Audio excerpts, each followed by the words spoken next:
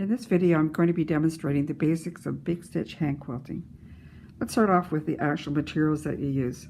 I use a pearl cotton known as Valdani pearl cotton. It's a specific brand. I happen to like it because it's a soft thread that easily threads to big-eyed needles. And my preference is clover, and I use a number 22 and number 24 needle. And that's the other reason I like the Valdani, is because it's easier to thread through the number 24. You can choose to use embroidery floss, but I would caution you about it. It is in good supply and less expensive, but it is not color fast. And those of you who have worked through with embroidery floss know that there's 6 strands together. And when you actually do the quilting, the strands can get caught and they can be frustrating. The other two things that I find very helpful, and when I demonstrate you're going to see why. First of all, there's a thimble, and in this case, this is again clover. I know I'm doing brand discussion, but I happen to like it. It fits nicely on your finger. Because it's soft and rubbery, I find it's easier for air to get in, and I don't find my finger gets hot. And the thing you have to note, whichever thimble that you do get, is the end of it needs to have a bit of a lip here, because that will prevent a needle from slipping off when you're quilting. And notice a little indents as well. They help position and hold on to the needle. The other one that I use on my index finger is a finger pad that you can find in a stationery store. And when I demonstrate in the middle, I'm going to tell you the value of that. There are 4 steps that are involved in hand quilting, and in this case we're doing Big Stitch Hand Quilting. One is making a quilter's knot, and the reason we're talking about quilter's knot is because it's a fine tight knot which we'll use in step 2 to bury the knot in between the layers of your quilt so that you can do step 3 hand quilt, and number 4 you can bury the knot when you're finished. So to make a quilter's knot, I'm right-handed, so I put the needle in my left hand with the needle eye facing to the left. I take the cut edge of the pearl cotton and I line it so that the cut end of the pearl cotton is facing the eye of the needle. I take the pearl cotton, lay it along the needle, and hold it in between my left hand, and I wrap the cotton around my needle a couple of times, and then I hold it between my thumb and my index finger, but not too tightly, because you're going to slip the needle out through all the way to the end until you get a nice knot, your quilter's knot.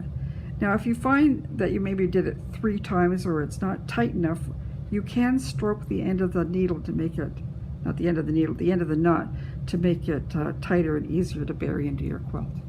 You have your needle threaded and you're going to make your first stitch. First of all, you need to determine where that stitch is going to be.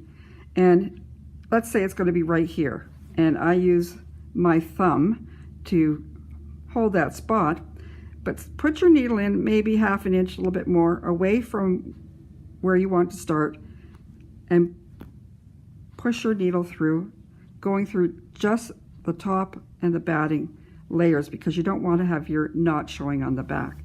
Now the next thing you have to do is to bury that knot, and I do that by taking the thread, wrapping it or giving it some tension with my left hand, holding the surface of the quilt just a little bit where the knot is, and pull, and your knot will pop through and disappear.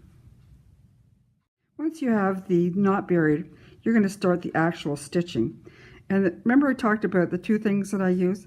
The thimble, which I prize highly, but I also use the finger pad on my index finger, and I do that to help me pull the thread through to stop hand fatigue. The actual stitch takes a bit of getting used to, but you need to put the tip of your, it's actually the end of your needle, on the surface of the thimble, and position your needle perpendicular to the surface of the quilt.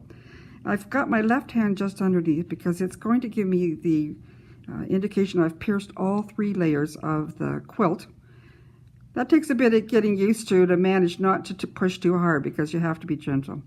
Let's go back. We're balancing the needle on the thimble. I've got my needle perpendicular to the quilt top, and then I pull the needle back and I make a little pillow with my thumb and I push the stitch through.